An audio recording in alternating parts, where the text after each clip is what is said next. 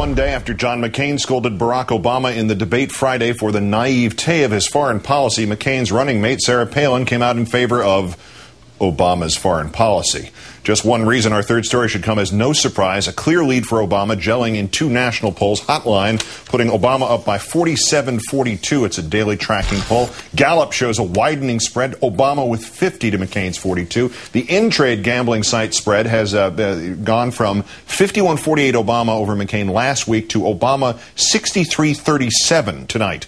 Most of the polling came before today's failure of the bailout deal McCain had already taken credit for, before word came of Palin's foreign policy defection.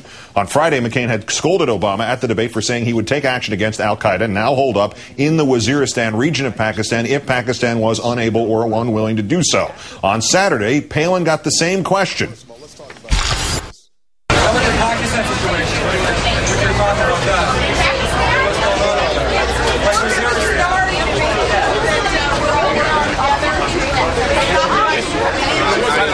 Waziristan blowing up.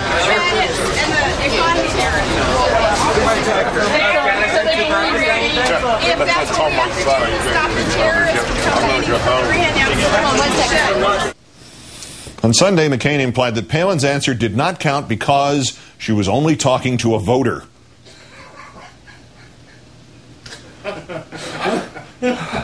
Tonight, he and Palin together amplified that rationale for Katie Couric of the CBS Evening News. Look, I understand this day and age gotcha journalism.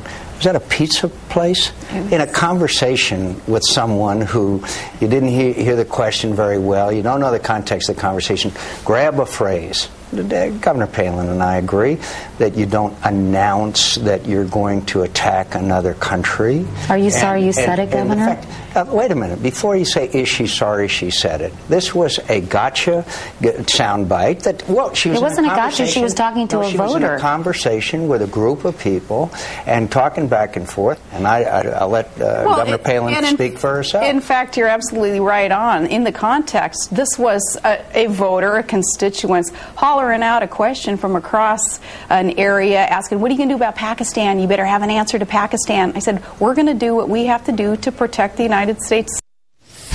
Governor Palin, of course, knew she had taken the media with her on the photo op, and in fact, she had already given the same answer, saying that even Pakistan disapproved, all options were on the table. This during her sit-down interview with Charlie Gibson, during which he did not holler any of his questions from across an area. And in fact, the Bush administration is known to have been following Obama's policy for months, specifically at least since January 29th, when after several attempts failed to win Pakistan's cooperation, a CIA drone in Pakistan did exactly what Obama and the Pentagon had argued that the U.S. should do. It fired 2 Hellfire missiles, killing Abu Laith al-Libi, the al-Qaeda director of a deadly 2007 attack on a U.S. base in Afghanistan. Let's turn now to Chris Hayes, Washington editor of The Nation magazine. Chris, good evening.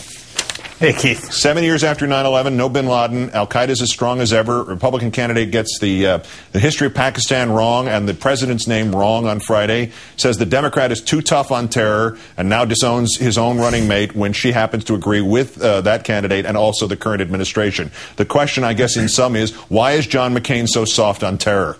Well, I can't answer that question. I mean, this whole Pakistan debate has always been bizarre from the very beginning. I mean, you go back to the speech in which Obama originally proposed a kind of cross-border policy, and it was clear that he was doing that both because he believed in that substantively, but also as a bit of political opportunism to stress his sort of hawkish bona fides. And then out of nowhere, McCain, who obviously manifestly would agree with that policy, saw an opportunity for a very discreet short-term political cheap shot to go after Obama, and now, you know, months and months and months and months later, it's kind of cemented into some principled policy when it's obviously not what he actually believes. Obama and Kerry said it years ago. The American people and Defense Secretary Gates agree with them. Even Mr. Bush seems to get it. That border, Afghanistan and Pakistan, is priority number one, region number one. It's the area you want to shout across when it comes to terror. How does Governor Palin triangulate between that position and McCain's when this subject almost inevitably comes up in the debate Thursday? That's going to be a tough one, and I feel sorry for Governor Palin in the sense that this so-called gaffe is really not of her own making. I mean, the reason it's a gaffe is because the McCain campaign has a policy that doesn't make a lot of sense, particularly coming out of their own worldview. It's only a gaffe because they've taken this highly idiosyncratic position on this one particular discrete issue. And Sarah Palin, who, you know, as we know, is not the world's greatest foreign policy expert, was probably reasoning out of a core set of basic principles that would lead her to believe that this was the right way to go. The word is that the governor is heading for the Sedona Ranch of Senator McCain tonight, reportedly so the campaign can undo the preps that it claims now gave us her Gibson and Couric interviews with a goal of making her more or letting her be more herself. Number one, what could that mean? Number two, what possible strategy could they try now for this debate? And number three, could that old Bush have a beer with them approach really get her through a debate when she apparently, according to a story that was in the Washington Post today, could not, in that CBS interview, an unaired portion, could not come up with the name of another Supreme Court decision besides Roe v. Wade? Well, I don't know what they're going to do about this debate, frankly. I mean, there is videotape on the internet that shows her debate in the Alaska gubernatorial race in which she acquitted herself quite well. And as we know, she is sharp, she is charming.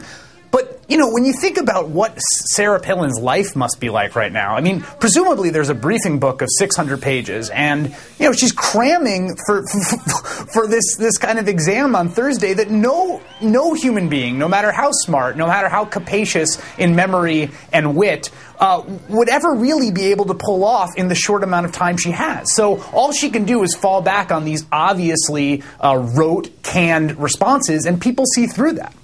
Well, that leads to this question. What do you think? How long are the odds that this debate does not happen as scheduled on Thursday? I mean, some of the right have demanded that she should withdraw from the ticket, and for McCain's sake, either that way or, you know, a convenient or bona fide crisis that postpones this thing. I know, obviously, that must have been part of the whole game plan last week in the hope of postponing the first presidential debate. Right. Well, the most creative solution I've seen proposed is to send Sarah Palin to Washington to hammer out the bailout deal. But I don't think the press or the voters will go for that. I mean, yeah, there's certainly a chance it won't happen. A lot of it depends on what the heck happens in Washington these next few days and with the news cycle, which has been totally and completely unpredictable for a good week and a half now. So we'll see. Got to be 10-1, something like that. Chris Hayes, Washington editor of The Nation. Thank you, Chris. Thank you, Keith.